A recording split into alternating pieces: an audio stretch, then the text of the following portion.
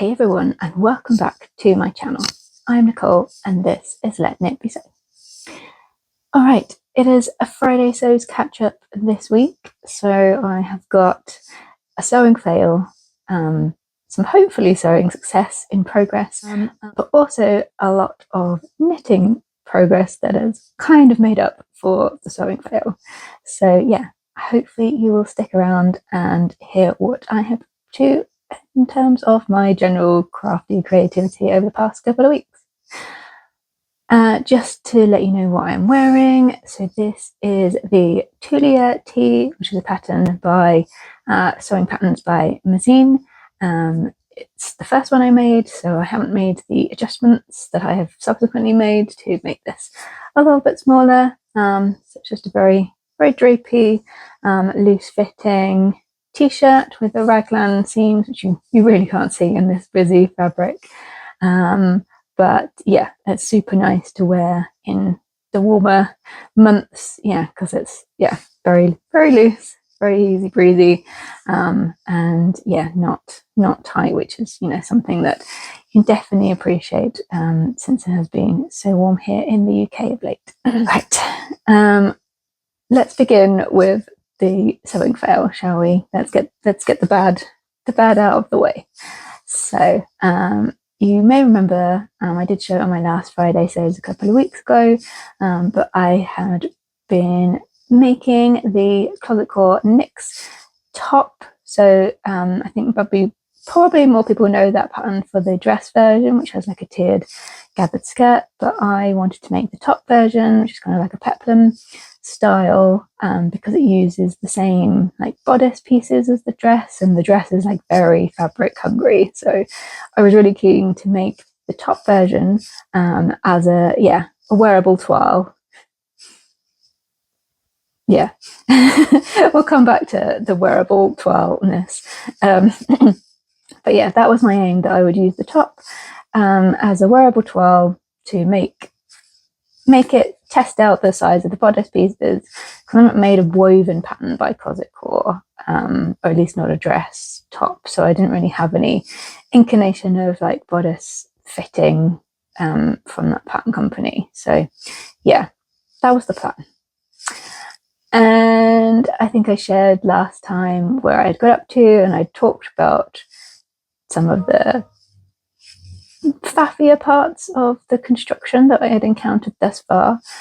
I'll pick it up and I'll talk to you about why it's a fail. So here we are. Now you might look at this and be like, Nicole, why is this a fail? I don't know if I can like truly like get the magnitude of this, but I'm going to lean back and hold it up. And obviously you've got the fact that I don't have the buttons on the closure here, but hopefully it's coming across that this is absolutely massive in terms of the size that I am and how I like to wear my clothes.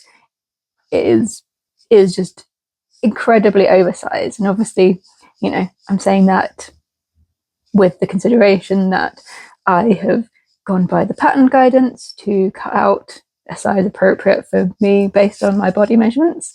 So when I say it's huge, I mean it in that context, that it's way too big for the size that of person that it was intended to be worn by. And somebody, I think on my Friday Sews where I talked about this, did say, oh, it comes up big. And I was like, that's a fair comment. And I hadn't really got, I'd only got kind of like, I'd made up the front pieces, but I hadn't really joined anything together. So I didn't really have any inkling. And I didn't have an inkling for quite some time as to how big this was going to be.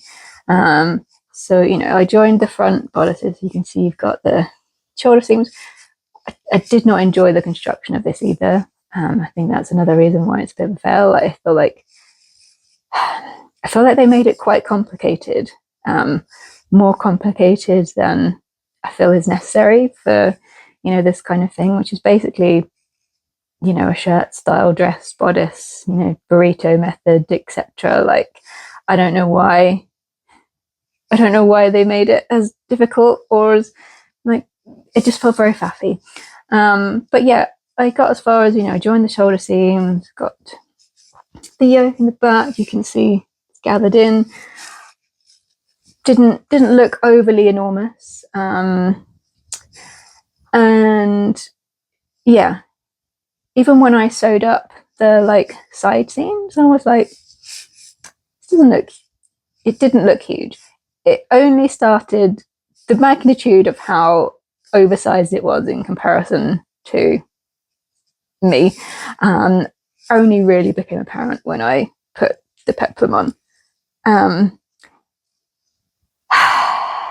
And it doesn't fit.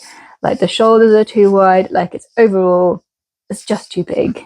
You know, it's not even a case of, you know, taking in the side seams, because the shoulders are too big. So like the sleeve is kind of like here and stuff. So it is overall just like not even by like a little increment too big for me.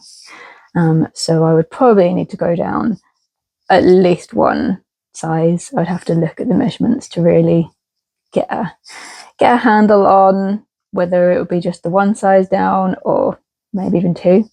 Obviously the dress version has like elastic in the waist to like bring it in, but yeah, the shoulders are also too big, so that's just too big. It's not going to work for me. It just doesn't fit at all, which is really disappointing. It's, you know, equally disappointing that it's not something that I can fix, or at least can't fix easily. So this is probably going to go in timeout.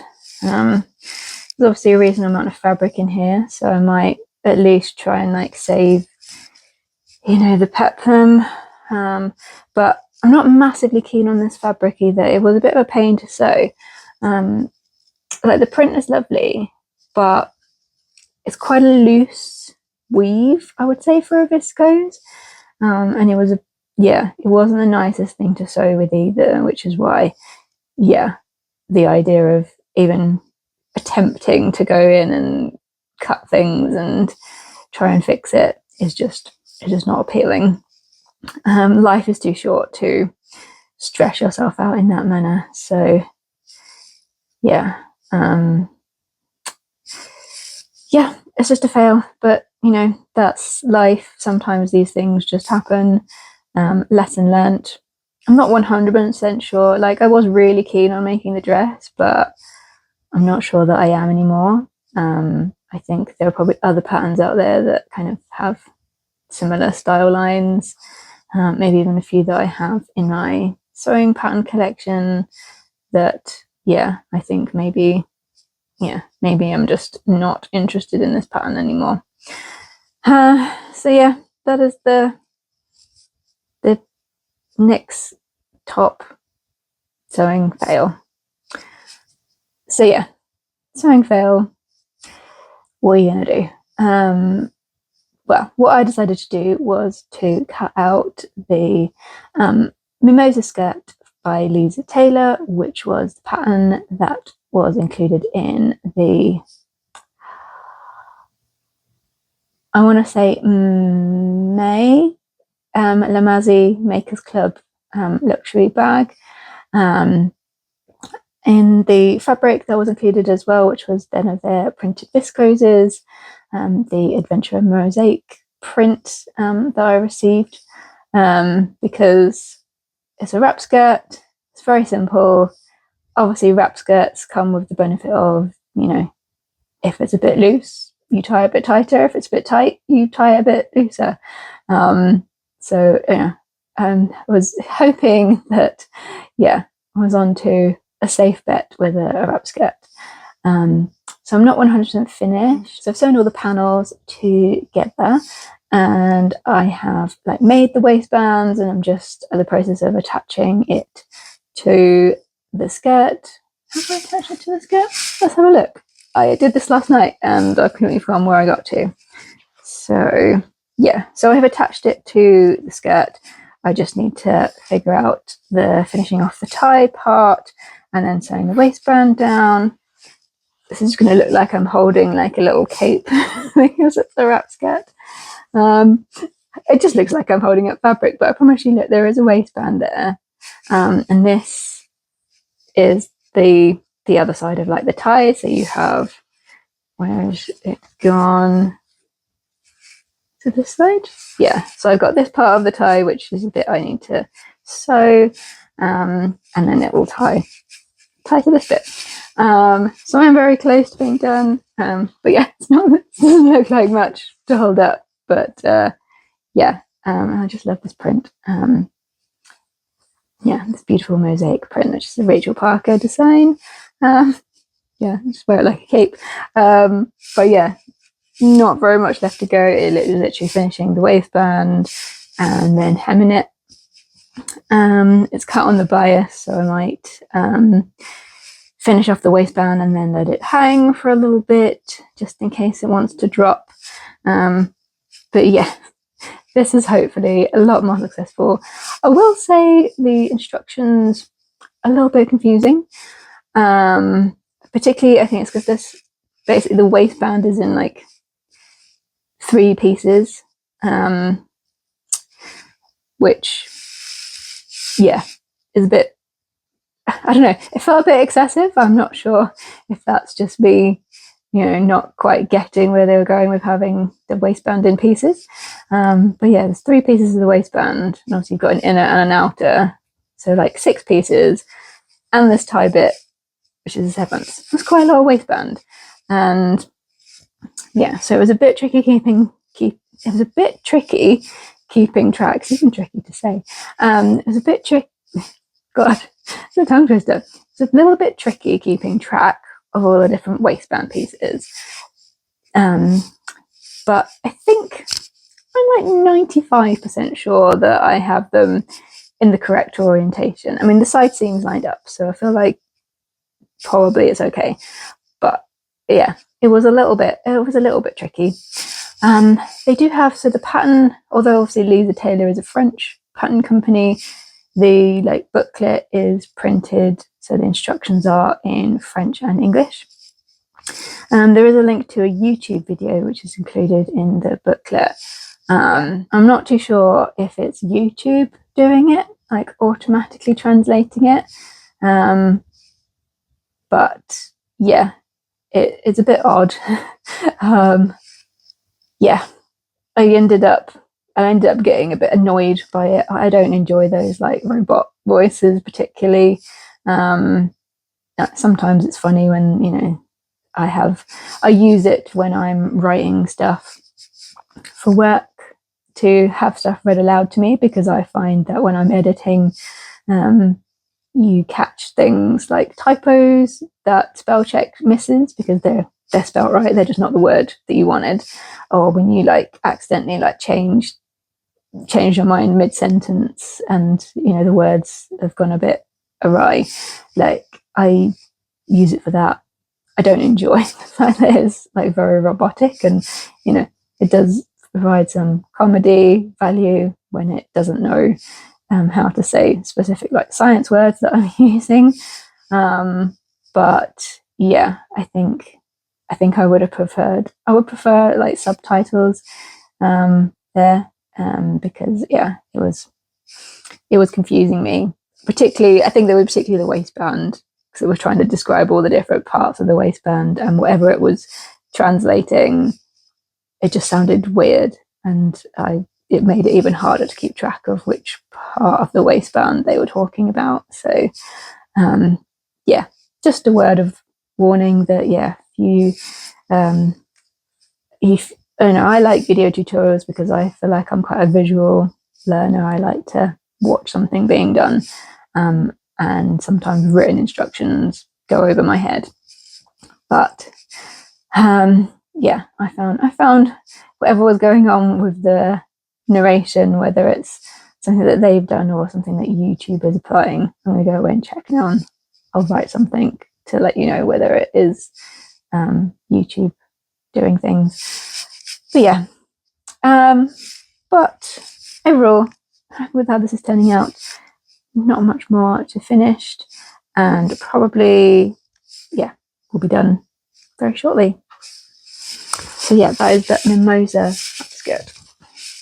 All right, that's all the sewing I have. Yeah, I know it's been 2 weeks since my last Friday sews, but yeah, I have still been very busy with work, doing additional hours to get a big deadline sorted. I have completed that initial deadline, but I've now got just over a week to prepare a presentation on that document. So yeah, not quite over the finishing line yet. So yeah, sewing time has still been a bit limited. Also, it's been ridiculously hot in the UK, and probably anyone who watches UK YouTubers is sick of us saying it, but our houses are built to retain the heat. I live in the second floor flat. It has been practically between 29 and 30 degrees in my flat for the best part of a week, and that is deeply unpleasant. So the last thing I wanted to do was sewing and getting an iron out. So yeah, that's all contributed to not so much sewing going on. But last time I shared with you my knitting, which I had started. And I know it sounds weird. You're like, Nicole, you just said that it's too hot to sew, but yet you've been knitting. Yeah, I mean, you don't have to get the iron out for the knitting. You do have to have the knitting sort of kind of touching you, but yeah. Yeah, that's just the way it's worked out, that knitting has been the preferential thing to pick up during these hot days. So yeah, I am knitting the Stego Sweater, which is a pattern by Hand Knits, and I'll pop a link in the description box to it. And yeah, it's a colourwork jumper. I've made a lot of progress, and I'll share it with you now. Look at it. So, as the name might suggest, the Stego Sweater features this incredibly awesome Stegosaurus colourwork design. So yeah, I've got a bunch of Stegosauruses all running around the front of it. So I'm working in this yarn, which is Yarnsmith's Merino DK in what I'm calling Barbie Pink. It's got a different name, I've forgotten what the name is. And this like sort of off-white cream kind of colour. And you can see I have bound off the armholes, and I'm now on the body. There is some more colour work at the bottom of the body. So I've got probably another 5 or 6 inches to knit in just the pink before I get to that. But yeah, this is, look, the Stegosaurus. It's so cool. I love it. And yeah, I love doing colour work. It just makes you want to knit more, like to get to like the next bit of the pattern. And it also looks fun on the inside. I'll just give you a quick peek at the inside because why not? But yeah, this is what it looks like on the inside. And also you can see I've got a few ends that have got to be woven in. But look at all my floats. Super pleased with them. But yeah, that is my knitting progress. Just making sure it's not coming off the needles I'm doing it. But yeah, very, very pleased with it. At the moment, like the time when it will be cool enough to wear this feels very far away. But yeah, I am super, super happy with this. And she's got another pattern that is like all over colourwork. That might have to be one of the next things on the needles, because yeah, I'm definitely finding that colourwork knitting is providing me the knitting mojo that I had kind of lost for a bit. So yeah, that's my Stego Sweater. Okay. That is all of the sewing and general crafty content that I have for this week. I guess the only other thing to mention, I'm filming this on a Tuesday, just because I've got several days in the office this week, so today was the only time I had to do some filming at lunchtime. But that means tonight the Great British Sewing Bee is finally back, which has taken a while. I know everyone was starting to get the fear of, is it coming back, or are we going to have to wait until the autumn? Because it has typically been on in sort of like April, May. But yep, they announced that it is back in July this time. Sarah Pascoe is back as the kind of presenter, obviously with Patrick and Esme as the judges. And yeah, I'm obviously looking forward to it. Like, the sewing bee is what inspired me to get over my fear of sewing machines and start learning to make my own clothes properly. So yeah, excited to see it back. Obviously I can't give my thoughts, but hopefully if I have time to film Friday Sews next week, I'll be able to talk about my thoughts of how it went. Obviously, like, I think obviously it is a competition and people are being judged, there are judges on the competition, but I think there's been posts by previous contestants in terms of like people not being particularly kind online about them and their sewing. So like, if I'm going to talk about the sewing bee on it, I'm going to be objective. And I think they obviously pick a range of sewers with different sewing experience and different styles. And as with all things, you're probably not going to enjoy some people's taste the same way that you like others, and that's fine. But there's no need to be mean about it. You can just say, I think I'd like to think that people can appreciate that time and effort has gone into the thought behind it, the creativity behind it, and can appreciate it from that regard, and just say, I appreciate their idea. It's not for me, but I appreciate their creative process.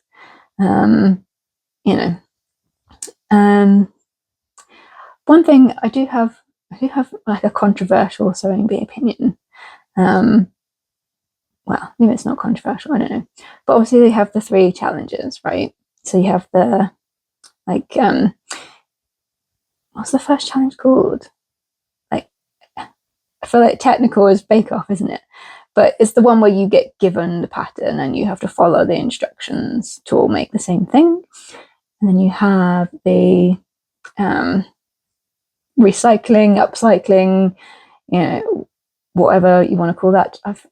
It's been so long I've forgotten what the challenges are called, but you know what I'm talking about. Changing one thing into something else challenge. And then you have the like made to measure challenge at the end, where you get a theme and you can come up with your own idea and interpretation of that, and you have to fit a model. I don't enjoy the middle challenge particularly. That's not to say that I don't support the idea of repurposing and reusing things to avoid them, going to waste and landfill and all the rest of it. Like, that is something that we should be doing. But I think looking at it from the perspective that this is a competition that's designed to show people's sewing talents, I feel like that challenge tends not to do that a lot of the time. Like, they have such a short period of time to come up with the idea. They get told what they're being given and what they have to turn it into, and then they have to do it. It's such a short period of time that takes away a lot of room for good quality sewing that you don't see in the technical challenge or the made to measure challenge.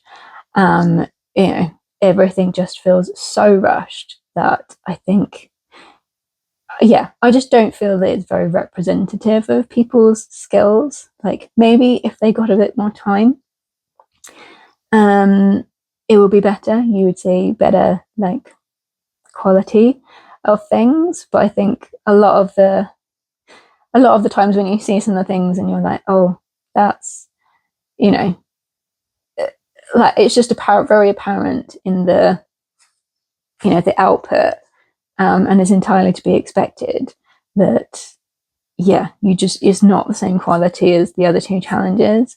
And I feel like that kind of does a disservice to like repurposing things.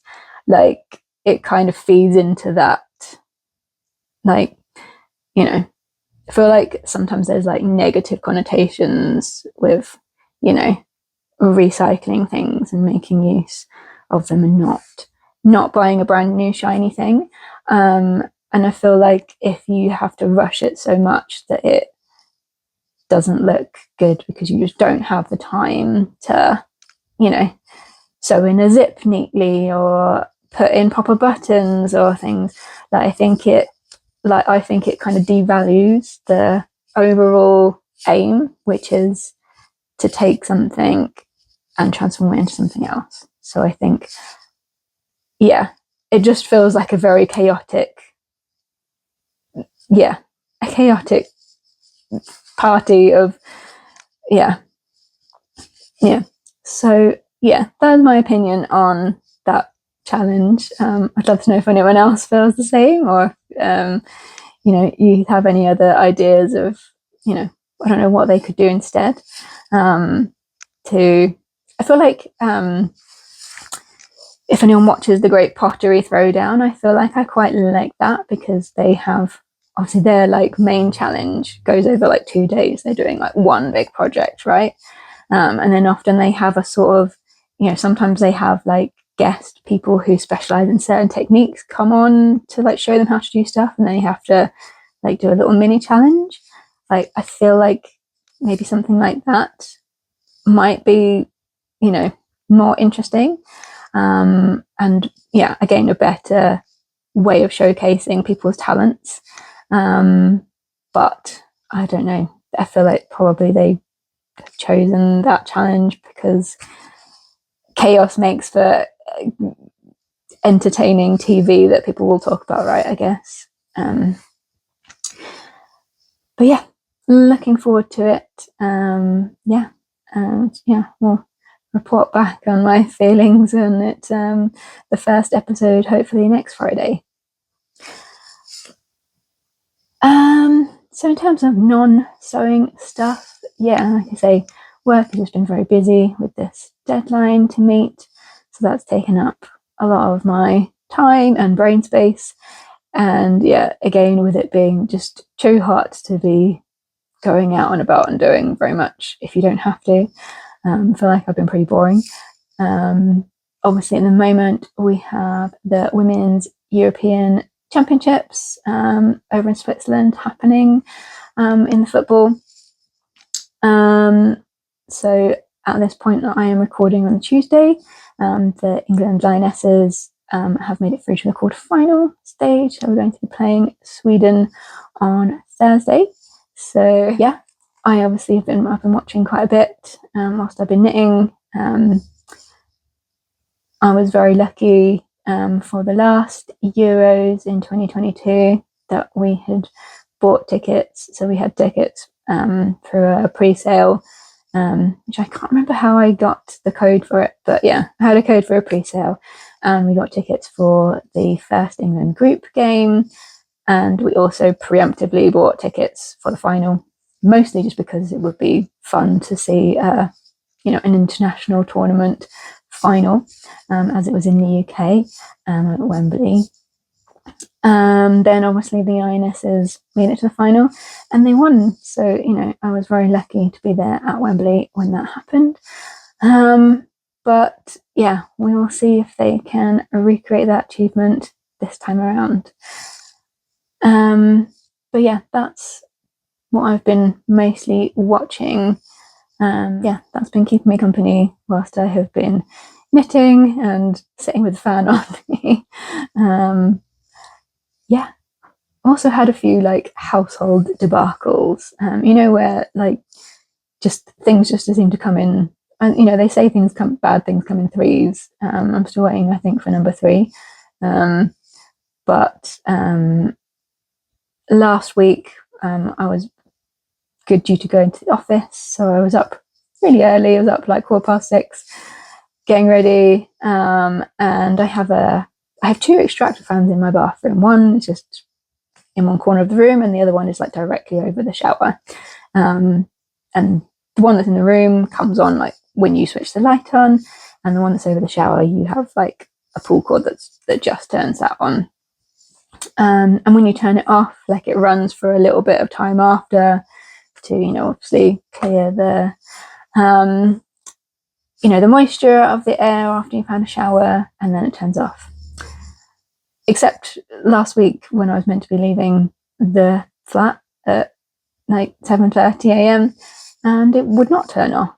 And yeah, I tried multiple times. It just wasn't turning off. So there was I. Bearing in mind is, again, like I say, basically 30 degrees in the flat. I'm stressing that I'm meant to be leaving the flat in like imminently, and I'm having to climb into my cupboard, which is opposite my front door, which is where the electrics box lives. Trying to figure out what to do. I was hoping that maybe there was a switch, like that I could just switch off the electricity to the bathroom. But that was not the case. So I had to turn off the electricity for everything. Then I gave it 30 seconds. And then when I turned it back on, the fan had like, I guess, reset itself. But yeah, it's just not what you want to be happening when you are already extremely warm and yeah, trying to leave the house on time. I did not leave on time. So yeah, having to look at, I was already needing an electrician to come and do my bedroom light fitting now that I have repainted in there. So yeah, I'm gonna have to get someone to do that as well. Like the fan in there, like it already did need replacing. It's extremely noisy, but I was hoping to eke it out until I have the whole bathroom done at some point in the next 6 months to a year, but alas not. So I had that. And then yesterday, so I had, because it was so hot, and obviously you don't want to run electrical appliances, you know, as little as possible to avoid generating additional heat in here. So I had not done any laundry for like probably the best part of a week. So I had, you know, a bumper amount to do, lots of, you know, there's lots of underwear that needed washing, one thing and another. And yeah, so I popped it in and I was working away in here on my laptop, and then it got to, you know, I could hear it doing its sort of ladder spinning and one thing and another. And then I started hearing beeping, and I was like, okay, that means the washing's done. I'll go and, you know, get that out in a second. But then I realised that the nature of the beeping is not the normal I've finished the laundry cycle beep. It's a lot more persistent. So I went in to investigate, and the little digital panel had an error message, which I had never seen before. So I had to rummage in the drawer for the instruction manual and figured out that it was not draining the washing machine. And so I had to do the thing which everyone hates, where you have to open up the bottom and drain the washing machine manually, which I do not know how in the year 2025 nobody has come up with a better system for doing this.